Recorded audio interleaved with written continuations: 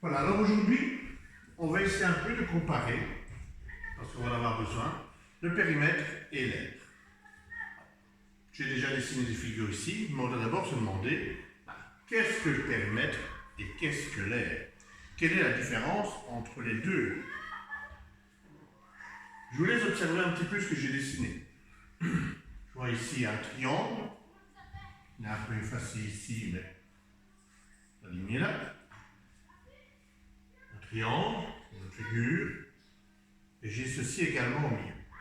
Alors, tout de suite, a-t-on bien trois figures différentes? Bien non, bien sûr. Ici, ce n'est pas une figure. Ce sont des lignes qui sont tracées. On voit qu'elle n'est pas terminée. Donc, pour celle-là, je ne parlerai ni de périmètre, ni d'air. Alors, je vais venir voir les deux autres. Alors, le périmètre. Alors, le périmètre, on utilise également un autre terme, qui est le mot contour. Le périmètre d'une surface, c'est la longueur de ce contour de la surface. Ici, eh bien, on voit ma ligne. C'est la ligne continue qui me permet de construire ma figure. On me demandait de colorier le périmètre en orange et l'air en bleu. Je vais repasser mon périmètre et mon air.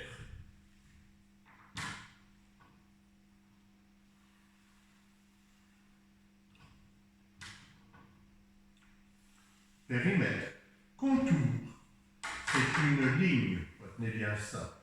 Le périmètre est une ligne. Si je l'ouvre, j'ai une seule ligne de dessinée. Ici, on a dit que non, parce que j'ai deux morceaux. Et ceci, eh bien, pour dessiner le périmètre, c'est toute la ligne qui m'a permis de construire ma figure. Alors, je ne suis pas obligé d'avoir ni un triangle, ni un quadrilatère. Tant que j'ai affaire à un polygone, j'aurai une aire et un périmètre. Je dirais même que si je trace un disque, eh bien, ce disque aura également une aire, et un périmètre. Ça, c'était le périmètre. Pour l'air, je colorie en bleu. Ce que je fais ici, vous le ferez également à la maison. Je joindrai une feuille, mais si vous avez plus facile, parce que c'est vrai qu'il faut redessiner, vous pouvez pour une fois sortir cette feuille. Si maman ou papa, ça ne dérange pas, vous pouvez imprimer cette feuille et compléter directement dessus. Pour les dessins, vous gagnerez ça. C'est pas tout le temps, mais ici, vous pouvez le faire. Ça va?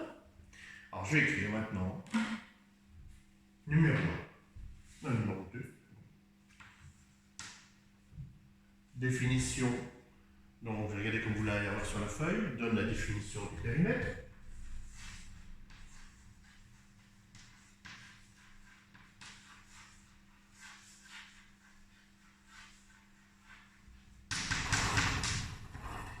Du périmètre.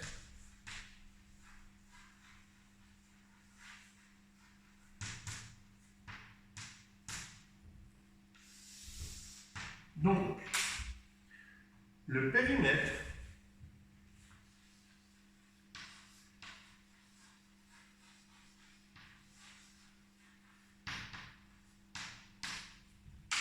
d'une surface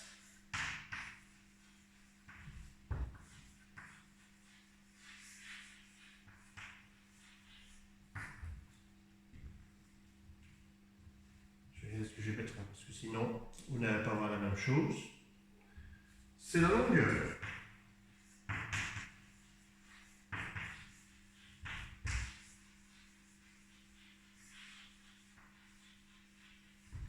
Qui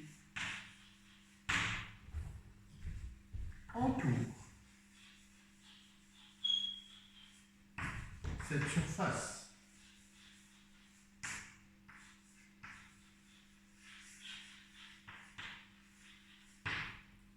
Remarquez que c'est une ligne fermée, bien évidemment.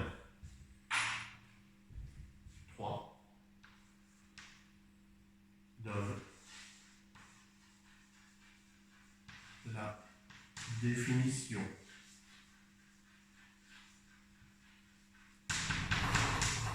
de l'air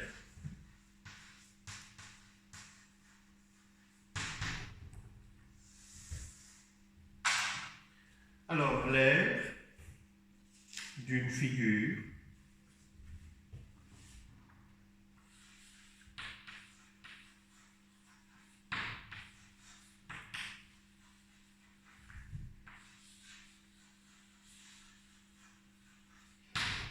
c'est son étendue.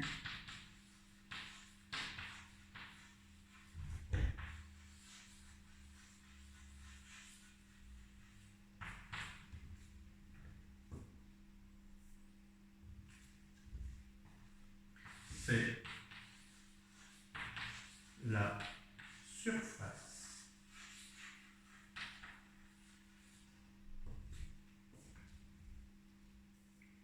contenue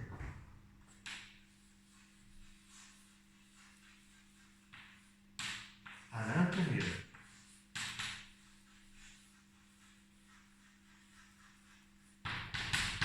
d'une ligne fermée.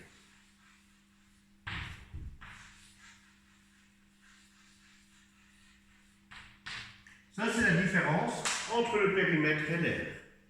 Je dirais que chaque fois que j'aurai un périmètre, donc c'est-à-dire une ligne fermée, à l'intérieur, j'aurai une aire.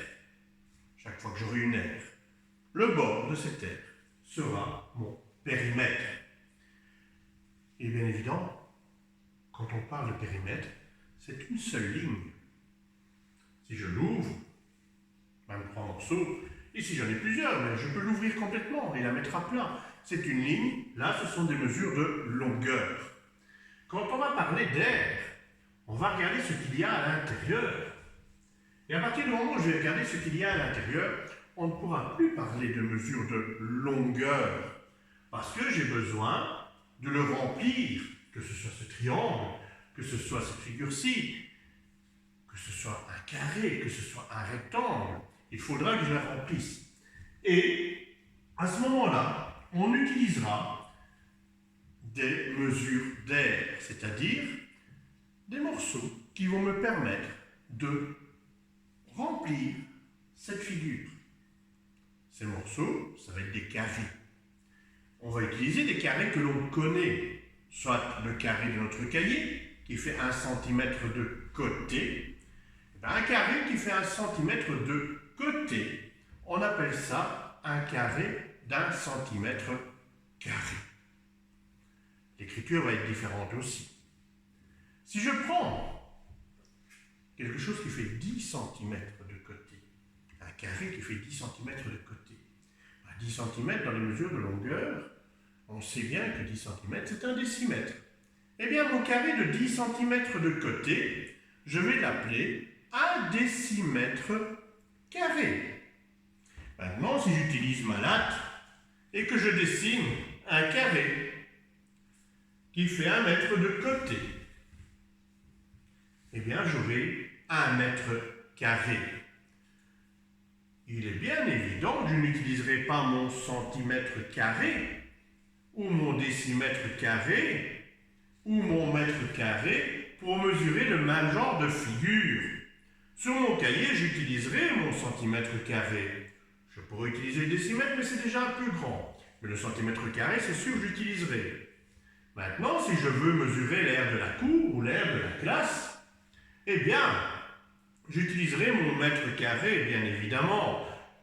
Je ne vais pas mesurer cette cour en centimètres, ou en centimètres carrés par la suite. Ça va? Donc, j'utiliserai les mesures, les étalons adéquats à la surface à mesurer. Donc, numéro 4 donne, j'avais mis un étalon Mais comme je viens d'en expliquer plusieurs, je vais écrire ceux que j'ai dit qui sont les plus courants. Celui du cahier, le centimètre. Et attention, parce que là, je vais même le mettre en rouge, je ne peux pas oublier un petit 2. Alors pourquoi un petit 2? Parce que si vous vous souvenez bien, j'ai parlé d'un carré d'un centimètre de côté. Eh bien, pour mesurer les airs, je vais avoir besoin de deux mesures. Une, deux. Et c'est ce 2-là qui apparaît. Une seule mesure quand je mesure le périmètre, c'est des centimètres. Une ligne. À partir du moment où tu vas rentrer à l'intérieur d'une figure, c'est plus des lignes, ce sont des carrés que tu vas utiliser. Et puisque tu vas utiliser des carrés, eh bien, tu auras le centimètre carré. Tu auras également, comme on l'a dit, le décimètre carré, 10 sur 10. Et tu auras en dernier lieu, pour les mesures beaucoup plus grandes, le mètre carré. Donc ça, c'est la leçon sur le périmètre et l'air. Comme je t'ai dit, tu peux demander de sortir la feuille à l'imprimante si maman et papa sont d'accord. Et ensuite, tu peux recopier. Tu peux faire recopier directement dans le cahier. Tu peux le faire aussi, ça ne me dérange pas. Nous sommes dans le cahier de grandeur. Voilà, on continuera par la suite et on aura l'occasion d'utiliser le centimètre carré, le décimètre carré et le mètre carré. Bon courage à toi, bon travail.